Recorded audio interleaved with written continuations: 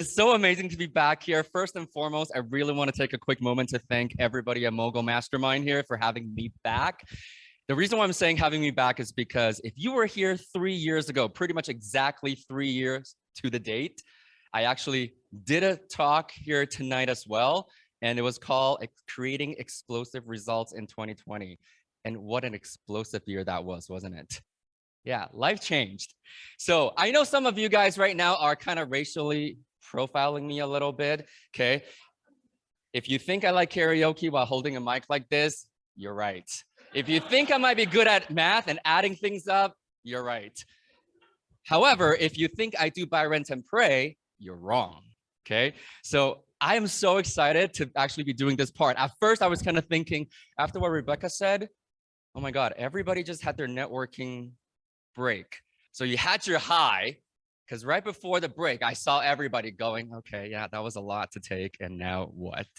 And so you got hyped up, and now you got to sit down again. I want to share this with you right now. I will not be offended if you need to get up halfway through this talk. I'm going to call it a talk. However, I'm going to do it as interactive as I possibly can. Okay, that's just kind of the style that I've developed over the years, because I really do want to share a few things that hopefully will connect the dots for a lot of you guys, because Devin and Adrian share some really, where's Adrian now? Share some really amazing information tonight with everybody. However, information alone is no longer enough. Can we all agree on that? Yes or yes? Absolutely, because if information alone was enough, we would all be millionaires and have 6 packs. Yeah, so that's what I learned. And so as a result, I'm so glad in a way that they actually got a lot of the heavy lifting done for me and out of the way. So right now, I'm just kind of wondering, by a show of hands, who here has been investing for more than a year? 5, 10, 20, 30. Okay.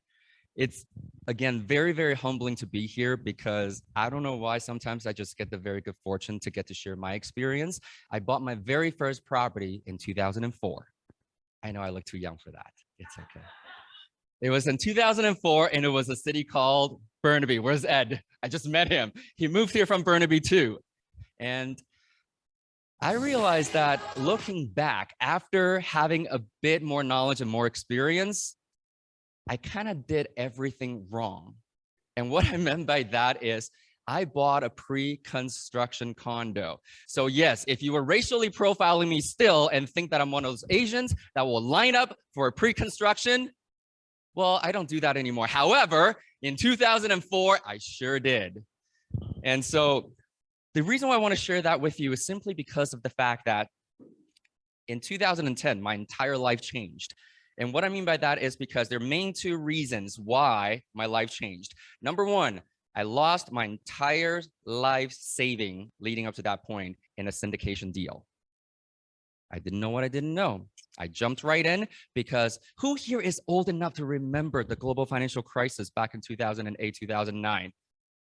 Oh God, now I don't feel too old. Okay, thank you. Because usually in these groups now, I find that I'm starting to, show my age a little bit more and more every time I share a talk. And so what happened at that time was I very much realized that I was working 80 hours a week, climbing the corporate ladder. I was being a very good boy, putting my money away into my pension, into my RSPs, into my TFSAs. What else could I put it into? Oh, company stock options, by the way. Who here has that? Okay, and here's a little joke for you. If you're old enough to know this, you'll probably laugh. I was buying stock options into this little company called the Yellow Pages Group. Oh, wow, okay. Does anybody not know what Yellow Pages is or was? Okay. Not know. Okay, so I think we're still okay here. All right. I did everything that I could possibly do. And then I realized that I wasn't getting ahead. And so I decided that, you know what, real estate is a pretty good vehicle. And so I am going to park my money in real estate. And then I got connected to some guy through a coworker.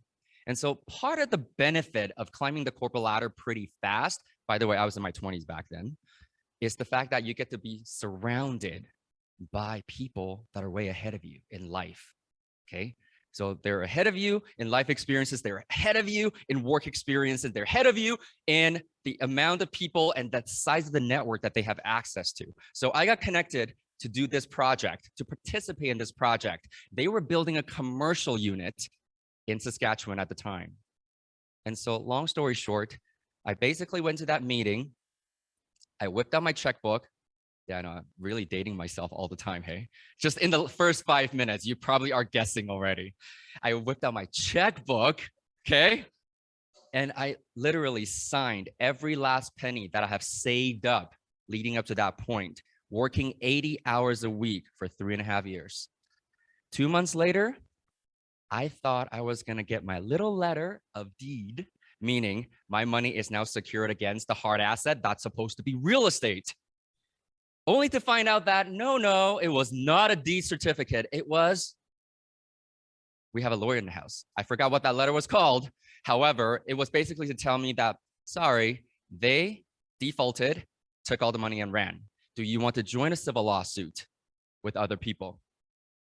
So that's what happened. And I decided, 28-year-old me at the time, I decided to go to that meeting very quickly. As soon as I walk into the room, I realized that I am probably one of the youngest people in that room, if not the youngest person in that room. And what I witnessed at that point completely changed my life.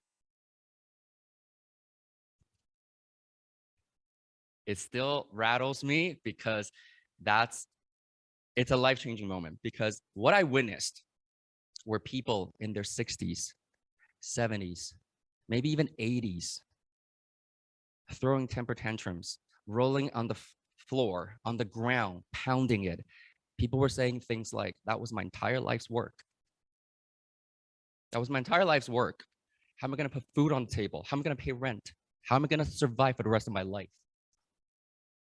Some people were saying they're probably gonna go jump off the bridge. And so I walked away from that meeting. I was completely numb. And so I decided that maybe real estate wasn't for me. And so the funny thing is, everything happens for a reason. I think we've all heard of that, yeah? Okay, so everything happens for a reason. I was driving to a work meeting the following week, and then I heard this ad that came on that said, come and learn how to invest in real estate the right way by somebody none other than Robert Kiyosaki himself. Who here knows who that is? Okay, first person to yell out the book that made him famous. Oh, hang on a second. There we go. So, what's your name? Dustin, can you please come up, please? Thank you. There you go. So that was the book that became the turning point for me as well. And so today, what I really want to share with you are a few things that I really learned through my journey over the last 13 years, because even though I bought my first property in 2004, as I said, it was probably not the best decision, okay? And I'll share a little bit more about that if time permits. I just want to let you know that at the end of this, I will do a quick Q&A as well. So I'm going to walk you through my 10 slides only tonight, right now. Is that good? Okay, so I'm going to do it this way. First thing first, as a real estate investor, our main income stream typically is what? Rent. Well, the answer is pretty much up there already. And I understand some of you guys are in the multi area. You might even be doing commercials, industrials. There are so many other income streams that we can actually bank on and bring home on a monthly basis. However, the mainstream is still rent. And I did some clippings as well. So other than the fact that interest rates going up, values dropping and dropping and dropping, by the way, anybody's fearful about that, be honest, by a show of hands. Anybody's fearful about what the market is doing right now? How about this? Can we all close our eyes for a quick 5 seconds. Close your eyes, and now is your opportunity. Be completely honest with yourselves, okay? By a show of hands, if you are slightly fearful or even just fearful with the market situations right now, put your hands up. All right, we got a few more now. Okay, so you can open your eyes. Thank you. Now, here's the thing. This is always one of those rooms that I love because there were still really less than 5 hands that went up. And that makes me really happy. Why? Because every time I speak at Mogul's room, you kind of know the caliber of the investors. So that allows me to kind of speed this up with you. I actually did some news clippings. There are, actually, if you want to kind of quickly scan through them, 1, 2, 3's coming up. And then last one. What's the consensus here? Is rent going up or down? Up. And so is that why nobody's actually worrying about the interest rate? Is that why nobody's worried about the drop in value? Good. Because your revenue has a very direct correlation with the performance of your property. And so this is probably a professional hazard for me now because I've also had the privilege and the pleasure to train financial education, leveraging real estate investing around the world for the last decade now.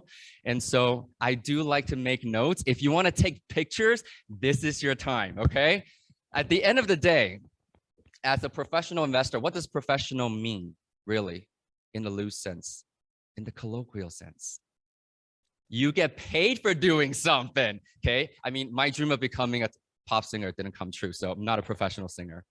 However, revenue minus expenses equals profit. So if you've been to business school, this is basically 101, okay? Plus or minus. Now, with that said, we all know when you're doing your deal analysis, you want this to be as high as possible and as many income streams as possible, okay? Sorry about this.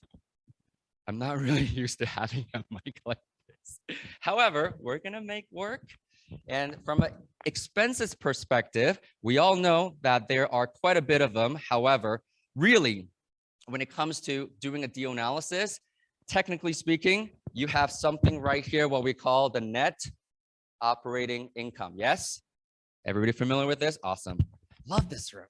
And after that, you have your debt servicing, and then you get your profit. Hopefully it's not minus, it's in the positives. And so if you want to make a note for yourself, like I said, my job tonight, or at least what I'm hoping to accomplish with everybody here, is connect a few dots. First thing first, you need to remember that any professional investor treats every single property like a viable business. Listen carefully. And like a viable business, it needs to put money in your pocket every single month. Okay, I understand times are going to change. Things are going to change, the environment, the interest rate, the value, the movement, whatever it is, COVID especially. Okay. You can determine how much risk you want to take on. However, at the end of the day, if it is not giving you a positive number at the end of every month, maybe it is a 2 months threshold for you. Maybe it's a 3 months. Maybe it's a 6 months threshold for you. Everybody is different, okay? This is why no one real estate investor is created equally.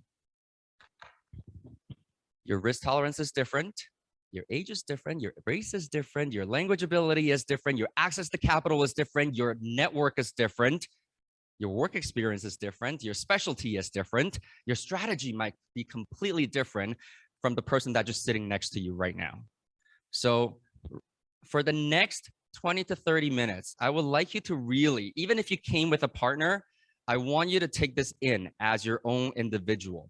Because I understand, I also have a partner. I have multiple partners in this business. However, a lot of the times we want to align our goals, and yet on the inside, we're not aligned. Does that make sense? Yes? Awesome. So what I really want to share with you here, the point is, first thing first, cash flow. Okay. Now, I know initially when I was invited to come and share and do a share tonight, it's to really talk about the top strategies in 2023. And I actually do want to ask everybody in this room, what do you think they are? Just shout it out by show of hands. Agreement for sale. What else? Vendor take back. Creative financing. What else? That's it. Yeah. Okay. Buy and hold. Wholesaling as well. Okay. So very much like how Devin positioned this, I have good news and I have bad news. Or if any of you has been to any sort of personal development, what I've learned is, how about you just give me the news and I'll decide if it's good or bad? Is that fair? Okay. And my talk is done tonight. I'm just kidding. So here's the thing, because we are performance-based investors. And this is why, to me, it is really, really difficult to exactly say which strategies are the best in 2023. Because I'm going to share a little formula with you in a little bit as well. And hopefully that'll connect the dots for everybody. So with that said, a professional's investor's approach. Once again, what does professional mean? You get paid from the cash flow from your investment properties. Okay. Drill that down. You get paid on a monthly basis. It pays your bills basically by the properties, meaning the portfolio that you have on a monthly basis. Okay. And so I know some of you here already have seen this. Let other people have a shot. Okay. So first thing first, I want to just say this out loud, and I want you to say this with me after I've said it once. Okay. I love money. Ah, okay. On the count of three, ready? 1, 2, 3. Awesome. Thank you. So do I. And here's the thing, because I feel like a lot of the times when I walk into a room of real estate investors, we get so inundated with, oh my God, I just bought this property. I just bought that property. I love this property. I love that property. Okay. Second tip for everybody tonight, get the emotion out of it. When you start to love properties, that's probably when that property is not going to perform for you, or it's not going to perform for you the way you need it to. Okay. You need to treat it as a business. Treat your property as a business. It's not about the properties. Who's your actual client as a real estate investor? Who's paying you? Tenants. Okay, I heard, let's see, what do I have here? Srihadi, I got another book here for you. Thank you. And Michelle, I have a water bottle for you. Is that, yeah, there you go. Thank you for participating. So at this point, I really want to share with you of the fact that I want to remind all of you, and I want you to take a couple of seconds here right now. What's your financial goal with investing? Is that a monthly number? Is that an annual number? Just think of a number in your own head right now. You don't have to share. You'll have the chance to in a little bit. Okay. We good? Give me a thumbs up. Awesome. If you came with somebody tonight, turn to that person and share that goal right now. If you didn't, find somebody else to share that goal with. I'll give you 30 seconds. Ready? 1, 2, grow.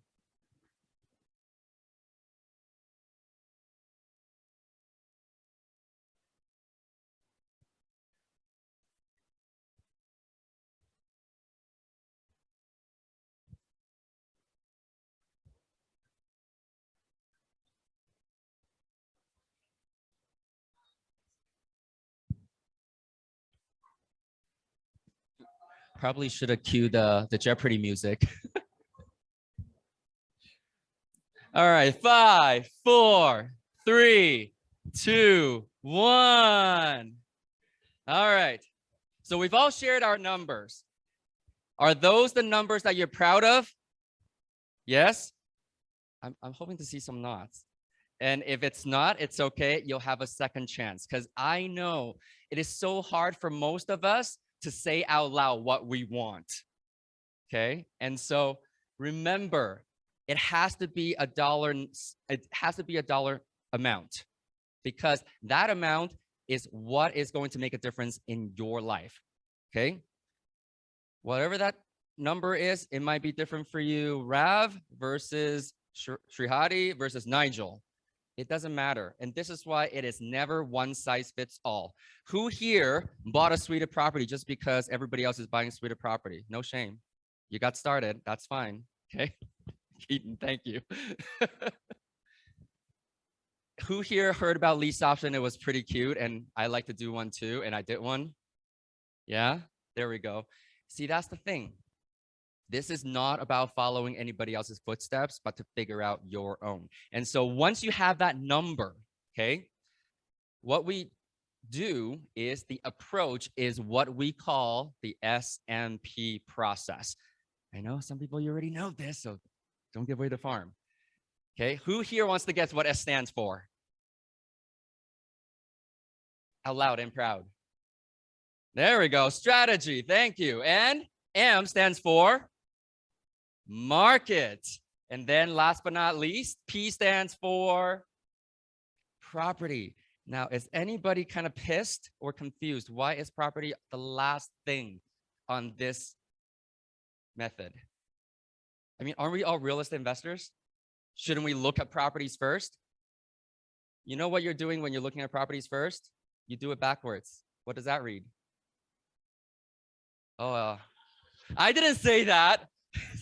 I was thinking property market strategy. However, I guess PMS works too. And this is why what we see a lot is the fact that most people do buy, rent, and pray without even knowing it. And everybody here in this room is very lucky because you're in a group working with a team that does not PMS with you as investors, okay? And so with that said, this is the investor's approach. However, this is the time, if you would like to take some pictures, I will show everything first. The top priorities. The top priorities as a professional investor. In that exact order. In that exact order. And to be honest, I didn't really come up with this myself. This is something that was taught to me and that I've been able to pay it forward with. I really just followed the footsteps of somebody else. And this has allowed me to build portfolios from coast to coast in Canada, across the United States, and into the UK as well over the last 13 years. And every single property that we have in our portfolio is cash flowing. And I'm going to share this with you, okay? Here's the thing. With interest rates going up, our cash flow is shrinking. And that's okay. Why? Because I'm going to ask you this. Does anybody shop at Save-On? Safeway? One of those places? Okay. Do you think every single Save-On, for example, is profitable? No. However, as a company, as a group of companies, they are. So they are able to survive. Our cash flow over the last year here has shrunk by quite a bit, 5 digits now, as of today. And that's okay, because we had scale. And so if there's one thing that you want to take away from tonight's conversation and this share that I'm doing with you is learn to build scale. To build scale, you need system. You need a system, okay? And that's why you're in this room, because I know before I even sat down, there was a piece of paper that says power team. You need a team behind you. Real estate investing is a team sport. I'm sure you've heard it tons and tons of times. However, this is exactly why I'm sharing this with you once again. You're in the right room at the right time with the right people. And so with that said, first thing first, do I need to stress that again? Cash flow, cash flow, cash flow. I was brought up in a culture. I'm Taiwanese, by the way, which means I'm an immigrant. So if my accent comes out, you'll know why. It's not my first language, English. And so cash flow is king. I was brought up in a culture where cash and equity are king. Anybody can relate to that by a show of hands? Okay, I want you to completely eliminate that. And if you're not able to, make a note for yourself. This is going to become your morning affirmations. I'm not joking, okay? Every morning when you get up and you have that toothbrush in your mouth, you're going to be saying, cash flow is king, cash flow is king, not cash, not equity. That's what we're doing here. We're kind of reprogramming you a little bit so that the information the Mogul team is sharing with you makes sense. Because we don't care what's happening out there in the world. As long as you got the fundamentals down, it doesn't matter if the market's going up, going down, or going sideways for years. We're going to be good. Okay? Because why? Why is cash flow so important? How do you measure wealth? How do you measure wealth? Freedom, assets, equity. What else? Nigel, out loud and proud. Time. Okay, who here is also good at math? Quick math. Okay, let's just say that somebody retires with $1 million. Is that a lot of money these days? How about $10 million? How's that? Let's play with 10 million, okay? And this person, by the time he retires, or him and the family retires, they are so used to $25,000 a month in lifestyle expenses. How long is his wealth going to last him without taking inflation into consideration? Okay, so for some of you, I saw the aha moments. I love that. Thank you. Thank you for that. Because if you have $10 million, you take that. Take out your phone now. Take out your phone now and open up your calculator. Open up your calculators. Punch in $10 million. $10 million divided by 25,000. What's the number? What do we get? 400. 400 months is this person's wealth now. 400 divided by 12, 33 years, okay? So let's just say that the average Canadian retires at 65, but probably won't have $10 million in savings anyway, okay? Do you think it's gonna be generational wealth at this point, even if they don't use it up? Probably not gonna last very long. And so this is why cash flow is king. When you can build cash flow, you can pass it along and along and along. And who here got into investing in real estate because of generational wealth by a show of hands? Good. So focus on cash flow. Number 2, return on investment.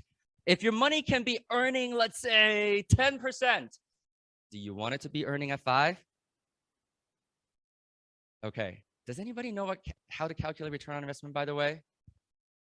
Okay, hang on a second. I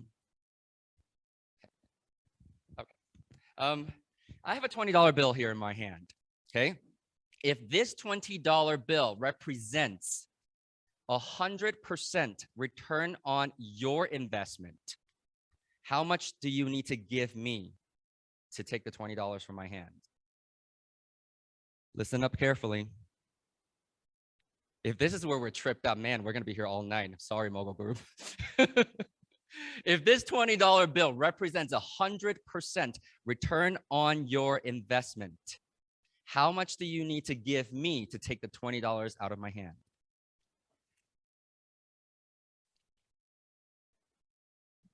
If this $20 bill represents 100% return on investment of your money, how much do you need to give me to take the $20 out of my hands? Some help, please.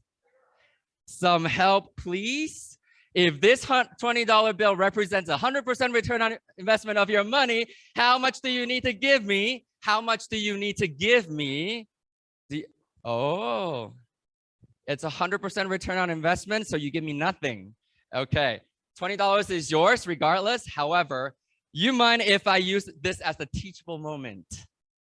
Okay, I'm going to say return on investment. Basically, to make it simple, it's return sitting on investment. I'm sorry, those of you online, you probably can't see me, right? However, we're gonna do some pictures, right? And we can post it online later. You got, okay?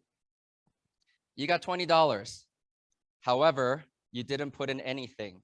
Technically speaking, the return on investment on something like this is what we call infinite, okay? So the correct answer on that front was, who had $10?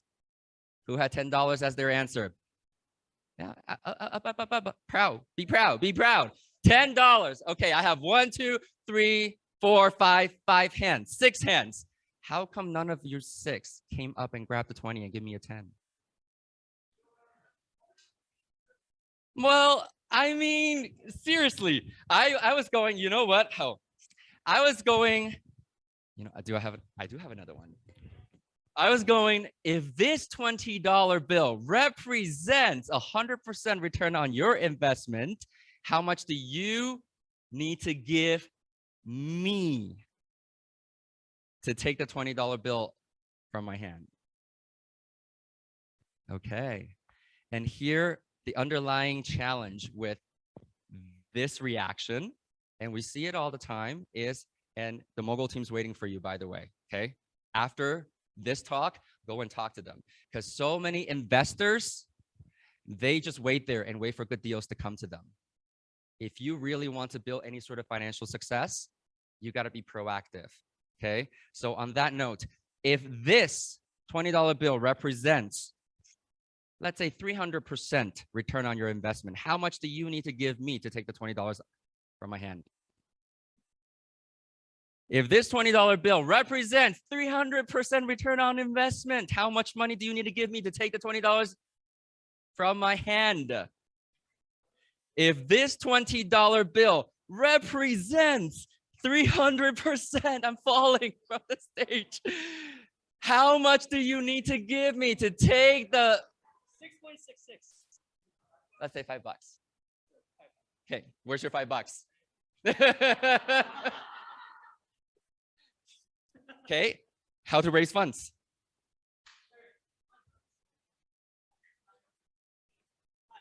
Okay, done. Grab the $5. Come on, come on. Good deals don't. Oh, thank you. Sorry, your name is James. Thank you, James. You see what happens in the marketplace. Good deals don't wait for people. You gotta be ready. If you didn't have the money, what could you have done? Creative financing. Could you have joint venture with Eric? There we go.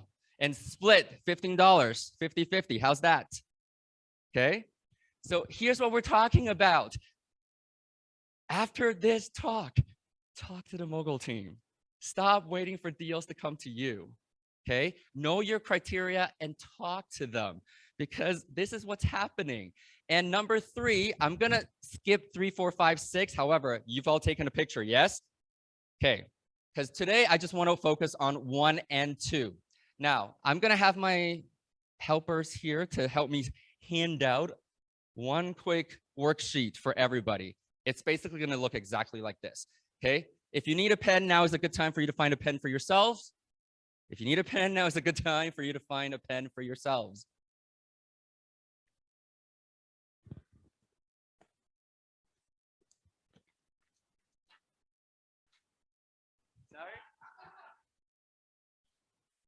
You're selling. Jen here is selling pens for $5 now, apparently. Okay. So, yeah, once you got a sheet, you got a pen going, give me a thumbs up. Okay. All right. So I want you to start making notes, because we're talking about what strategies are best in 2023. Okay.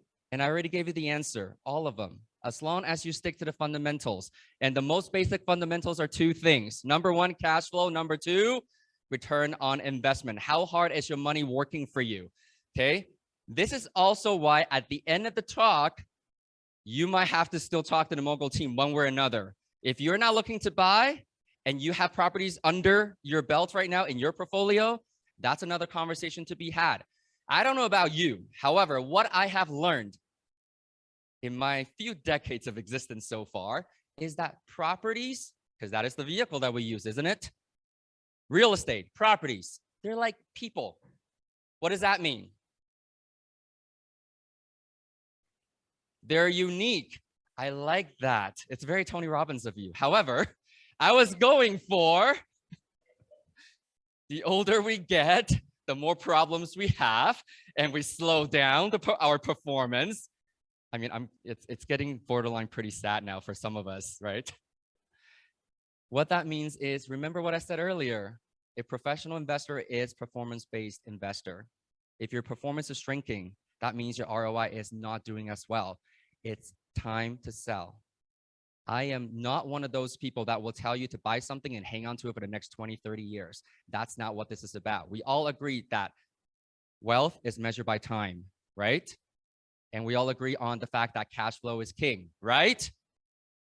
Okay, I need some energy back up now. Okay, I know you're eager to write. However, just listen up.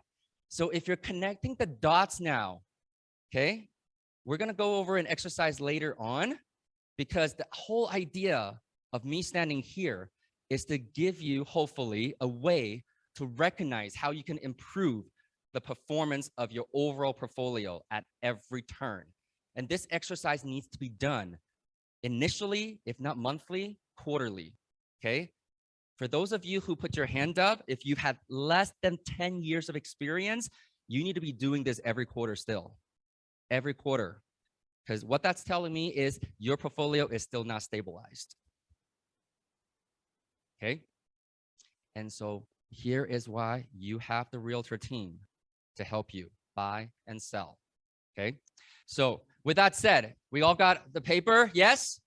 We got pens ready? Awesome. So next to earn/active, I want you to start writing these strategies down. Okay. Under earned and active, I want you to write this down. Number one, we can say flip. I know somebody are looking at me like I have two heads now. However, flipping is simply a part of the BRRRR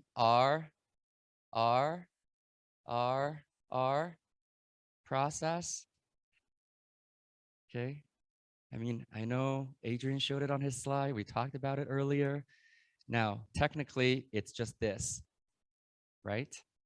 You buy it, you renovate it, and you're ready to exit. So here's a side note. A typical transaction, you have the acquisition period, okay? And then you have your value add, which is usually your renovation process. And then you have your exit period. It's as simple as it is. I'm a very big fan of keeping things simple. Learned from Einstein a long time ago. If you cannot explain this to a 6-year-old, you don't really know it yourself. And so right here, depending on your exit strategy, if it's an income property, you might hold it for a while and collect cash flow for a certain period amount of time. One thing I do want to ask everybody to write down right now is next to exit. Write this down. I'm just going to repeat myself a couple of times. Your exit strategies, plural, your exit strategies determine how you make money. Your exit strategies determine how you make money. And the more exciting part is how much money you make. Who here likes the sound of that by a show of hands?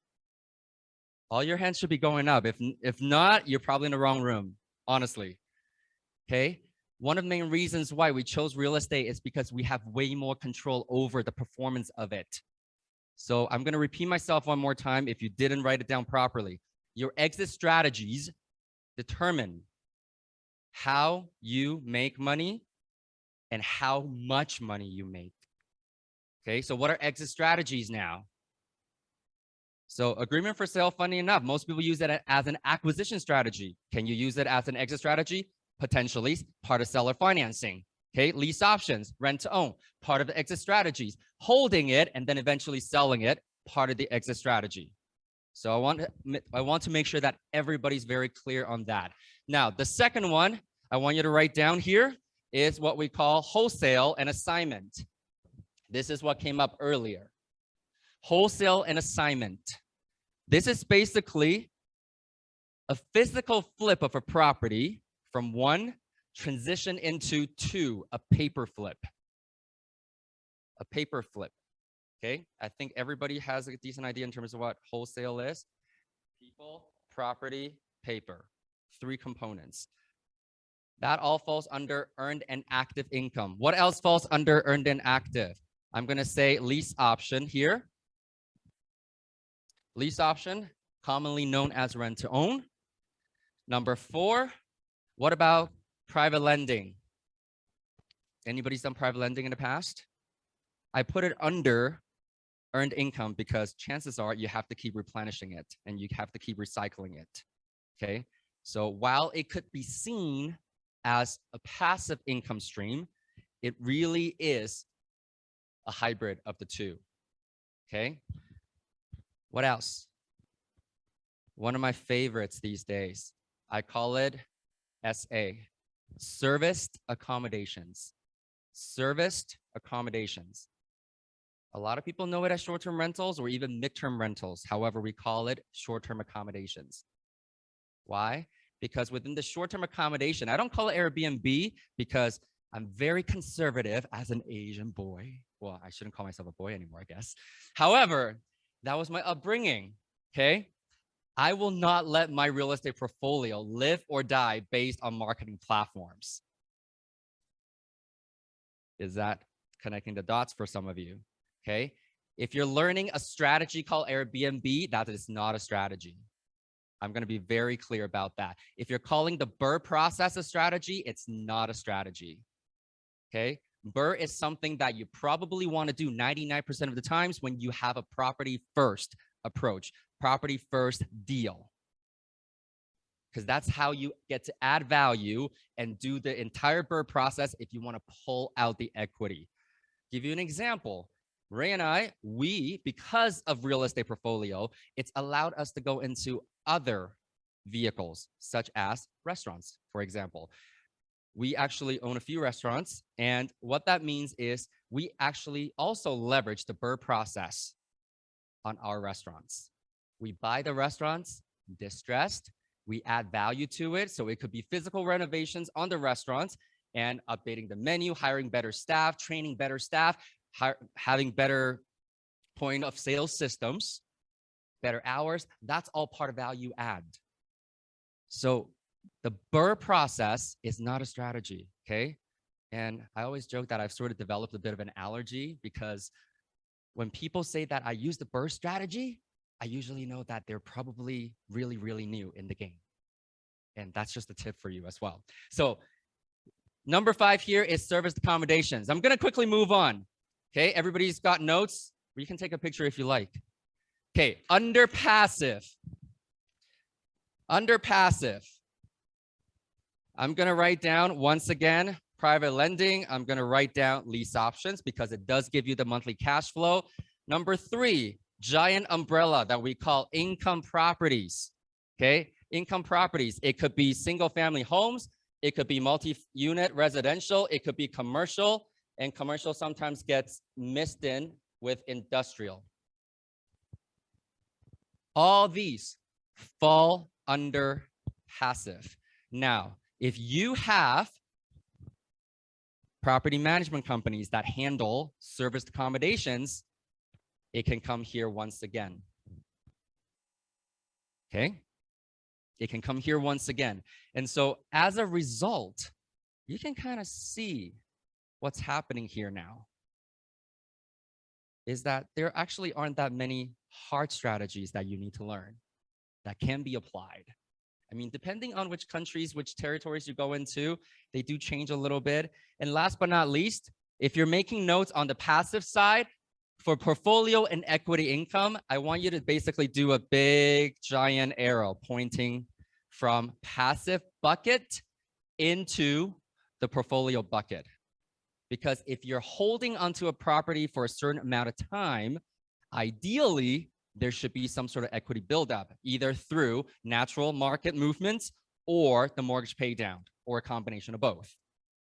Okay, so this is the hard strategy. However, there's one quick one that I want to throw in there under the portfolio, and you can write it down. It's called infills and development.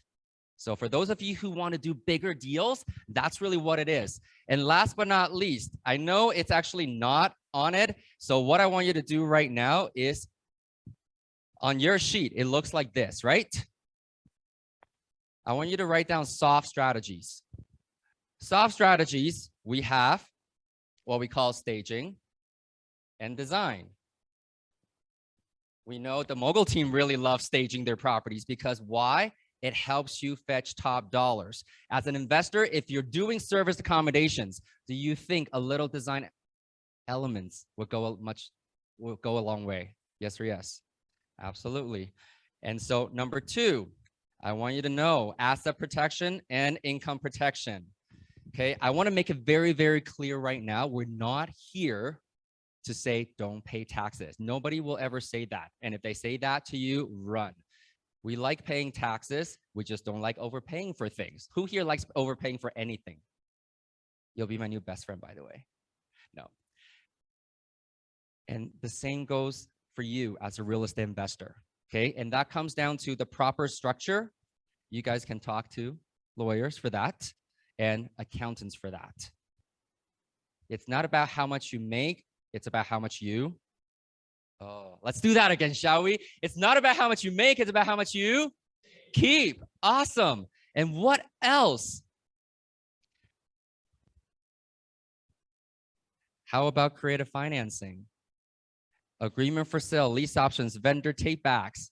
All those are soft skills. These are not hard strategies. These are soft skills that we need to have to execute properly. And last but not least on this list right now, what do you think it is?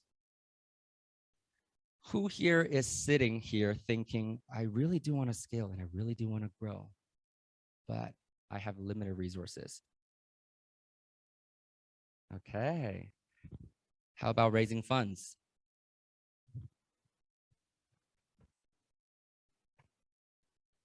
Okay. And so I want you to make sure that everything on your sheet is clear for you right now and legible. This is your own notes, okay? Because what I'm going to go into now is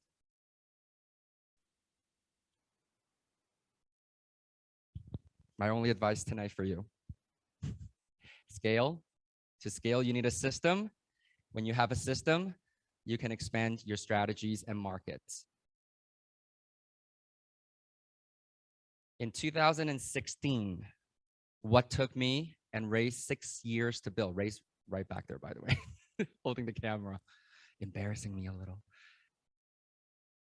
In 2016, as you remember, my story started in 2010. Because of the oil downturn, it almost took everything that we built for 6 years. However, that was when we really truly realized that you need to diversify. You do need to diversify within the same area, that is real estate investing. However, it's okay to diversify between strategies and markets. If you're making notes right now, I want you to write down 3 by 3. Before COVID, I used to say 2 by 2, 2 strategies minimum in 2 markets so that you can always hedge against your own risk. However, now you need 3 strategies in at least 3 different markets. Okay, it's no longer Alberta versus the rest of the country. You need to hedge against your own risk. And so if you have all these fundamentals, does it really matter which way the market's going, which way the interest rate's going, which way the value's going? I will share this with you. One of my first properties was in Mornville, Alberta. And today, that property is worth less than when I first bought it. And yet, for almost 13 years now, it's spitting out $400 a month. Is that an asset or liability? Yes, my overall, thank you. My overall portfolio value may have gone down because that property value has gone down. However, it continues to pay for the bills that I have coming in every single month. Okay. Yes, ideally, I will say this. I know some of you want me to say this. Ideally, I want that value to go up. However, that is not the point here. And I need everybody to get it out of your head, okay? So right now, I'm gonna ask you all to close your eyes now because we're getting to that point where some of the hard questions need to be asked. Just answer to yourself. You don't have to answer out loud. The first question is it time to face the reality, especially for those of you who's got a portfolio built already? Have you been feeding your ego or your bank account? Have you been feeding your ego or your bank account? Keep your eyes closed. Right now, given everything that's happening out there, are you still doing buy, rent, and pray? Or do you have the ability to stress test your own deals and opportunities?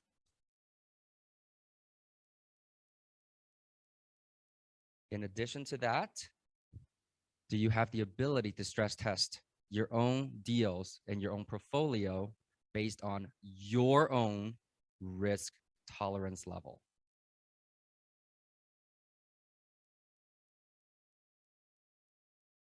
Next, as a real estate investor, what is your true income source? What is your true income source? Keep your eyes closed. Just answer these questions to yourself. Earlier, we went through the 3 different buckets of income: earned income, passive income, and portfolio income.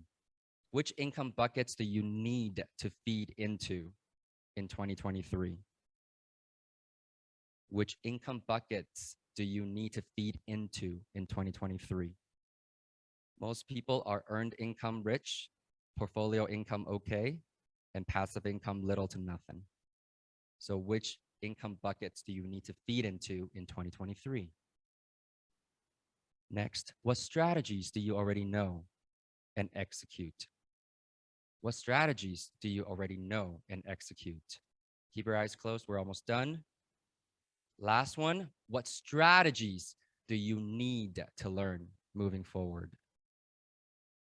Gave you quite a big list earlier, so you may open your eyes now.